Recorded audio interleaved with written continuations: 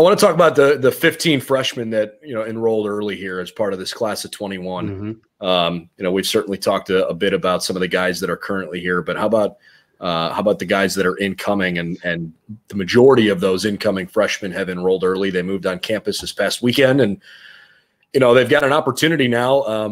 The whole idea of enrolling early is to basically give yourself a jump start on your college education and an 8-month jump start on when you otherwise would have been able to join the team, right? You start working out, you learn the playbook, you develop some camaraderie with the coaching staff when they're allowed to work with you and with your teammates. It's a really, really important part of the development for this incoming class. And it's amazing. We talked on National Signing Day with Ryan Day. There's all this fanfare about this class of 21, and there should be.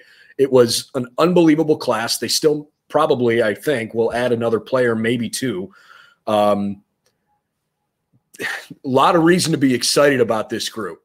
And Ryan Day was very quick to say at that press conference on signing day, Coach Maratti's going to de-recruit these kids real quick and bring everybody sort of back down off that hype train a little bit. That said, there's some really, really special talent, I think, in this class. And I have a couple guys in mind that I think could make an immediate, significant impact. So I'll start on this topic. Yeah, I think Jack Sawyer is absolutely everything that you want in a pass rusher. He's unbelievable. The only thing that gives you just the slightest bit of pause is the fact that he didn't compete this past year because of the pandemic, and he chose to train to get ready for college. So by the time he gets on the field next year, he's not going to have played competitive football for a couple of years. I think he's absolutely good enough to overcome that fairly quickly. But depending on how many reps he gets early on, Tyreek Smith and Zach Harrison, I think, are going to play a really important role for the Buckeyes next year on the outside. But I think it's going to be really tough to keep Jack Sawyer off the field. I think he's that good. And I'm super excited to watch him play. Right, coming off that knee injury that he suffered at Pick North, I think it was his junior year. You and I both have a pretty excellent, life in that we get to be able to have opportunities to be able to cover Ohio high school football, and so we've seen Jack as a freshman at Pick North doing some pretty incredible things. He played quarterback for the better part of his last season at Pick North, just simply because of some of the injuries that they had. He's one of those guys that I think is blessed with all the natural ability in the world and all the athleticism and strength, and then refining technique is what is probably like the next step for him. And there isn't a better guy on the planet to do that in a defensive line context than Larry Johnson. So he would actually be number one on my list too, because the minute you're a D lineman coming out of high school and you get into that room under Larry Johnson's wing, you will improve every single day, and not just in a football context, but also as a man. You just get better, and he's that magnetic of a person. And if you spend any time with Larry, that, and I'm getting goosebumps talking about him. He's a special human being, and not just as a coach. He's just a special human being. And so for Jack to get on the field this upcoming season, it's going to happen. He's not going to redshirt. He'll absolutely get out there. I'd be barring an injury or some type of setback with that knee, which I know that he's pretty close to being fully back. It's just a matter of whether or not, are you back for high school or are you back for college, kind of fully back. Sure. But I think that he's one of those guys that eventually we're going to be talking about him in the same realm and expectation as Chase Young, as the Bosas, as being that next great Ohio State D lineman. And I think it starts now, and getting in there early is a big reason why. I totally agree with you. He's got a chance to be really, really good. The other guy that look, Kyle McCord obviously could be part of this if he wins the starting quarterback job, and then that becomes obvious. But I'm really, really pumped to watch TreVeyon Henderson. The Ohio State running back room is kind of an interesting room right now because Trey Sermon came in for 1 year, and there were, I don't want to say a lot of question marks, but there was some, wondering of, okay, how are you going to replace what J.K. Dobbins gave Ohio State? His 2019 season was, truly unbelievable. But there was a good feeling because Master Teague was an all-conference rusher and, as a backup, ran for almost 800 yards a couple years ago. So the idea was, okay, this is going to be his room. And Trey Sermon comes in and he couldn't get his footing early on. And I think a lot of the challenge for him was, all the circumstances that he had no control over. Because once it clicked for him, man, did it click. And he was unreal for a 3-game stretch. And equally as soul-crushing that he couldn't play beyond the first play of the Alabama game because, would that have been enough to win the game? I don't know. But I certainly would have liked to see how the offense would have clicked with him out on the field a couple of weeks ago. He'd have been a big reason of potentially keeping that Alabama offense off the field for sure. For sure, yeah. So Trey's the only guy that leaves, right? At least as of now. And you've got Mayan Williams and you've got Steel Chambers. Obviously Master Teague's coming back, right? You kind of think Teague obviously recovered from his Achilles injury quicker than most people expected.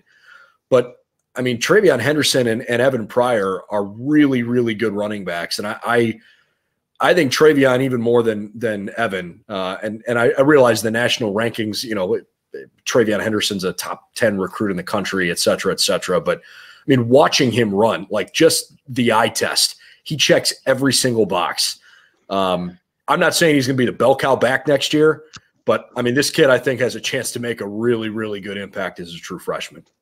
I think there's a very real possibility that we're going to see 4 or 5 guys play. Sure. Next year for sure. You can't forget about Marcus Crowley either, who is a sophomore, saw time as a freshman and then got hurt and looked like he was on equal footing with Master Teague a year ago until he got hurt. So it's you want to talk about like quarterback by committee. I think you could see that. I think that's going to be a thing, running back by committee. We talked earlier about that. The commitment that Urban Meyer asked from assistant coaches 2 years or 3 years, and then we'll get you where we're going. He asked that of Tony Alford, and now that window, I think this will be Tony's last year, potentially. And so looking at what he's done in that running back room, it has been really pretty impressive. Mostly on a recruiting standpoint, but also the evolution of J.K. Dobbins over his 3 years was unbelievably impressive. When J.K. came in as a freshman, when we would interview J.K. would get so nervous that he literally could barely get a sentence out. By the end of that, he's laughing and yucking it up and everything. And, he was a Heisman, potential like Heisman ceiling type of guy in that final year. And now he's doing amazing things for John Harbaugh and the Baltimore Ravens. It's development, right? And the minute you get in is the minute you start trending in the right direction. And I think, with eye test, there have been so many guys at the running back position who can do amazing things in high school that you have to wonder how well it'll translate to like A1 college football. Watching Mayan Williams down at Winton Woods and what Andre Parker was able to do with him down in Cincinnati was amazing. And then we saw a little bit of that in that Clemson game where it was like, yes, that's the Mayan Williams that they absolutely could not let slip away to Matt Campbell at Iowa State. Like they had to go out and get him. And I think Mayan's a guy that you're going to see jump in there, but whoever gets the job, it'll be because of that extenuating development from Tony Alford and being in the running back room. And so be it a guy who's coming in early, be it, Master Teague who's been in there for 2 years already, it'll be because of Tony for sure. How about anybody that you thought about maybe beyond TreVeyon or Jack? Anybody else that you think could really have an impact here? Ben Chrisman, it turned into an Ohio high school football segment by accident, maybe. A kid from Richfield Revere up in the Cleveland, Akron area. It's a big boy. I think, huge, monstrous human being who, we saw a little bit in high school, but for the most part, as far as like recruits go, especially, and all linemen do this in general, but maybe fly a little bit under the radar. But I think that is with Greg and getting in getting under his wing and some of the offensive line technique there, that is key for these young guys. Probably not to play this year, but to play next year and beyond that, because it takes a while, and it takes a while to get used to the physicality. It takes a while to get used to the protections. I know that especially like pre-snap assignments change probably once a play. Sometimes at Ohio State, it's even twice a play. And at that guard spot, which is where Ben's at, that can get kind of complicated, because whether or not you're pushing or sliding, that's a challenge for those guys. It's not just two kind of thoughts. And so, and speaking of guys, by the way, who got recruited by Tony Alford, is Ben Chrisman. So Tony's not out there just recruiting running backs. You know what I'm saying? But I think Ben's a guy that you'll see take a big step and be probably in that, if you're talking about the ones, the twos, the threes, I think Ben goes from a freshman to the twos by the end of the year pretty fast if he stays injury free, knock on wood, and is able to do that. But I think any of the O linemen that are coming in, those are the guys that if they get in the door and they enroll early, you'll see them do two things right away. They'll get adjusted to the physicality really fast, and then in the course of about 3 months, they'll put on like 25 or 30 pounds. Like, it'll happen like that because they get those guys on the extended diets, and and they're if you ever see them at the WAC, they're always carrying Gatorade. Literally, all the O linemen, the freshman O linemen, are carrying Gatorade because they want to put those extra calories in you. And so those guys, I think their development and getting in early will be key. I'm certainly looking forward to seeing Ben Chrisman develop. I'm not sure how much you'll see the field. Probably not.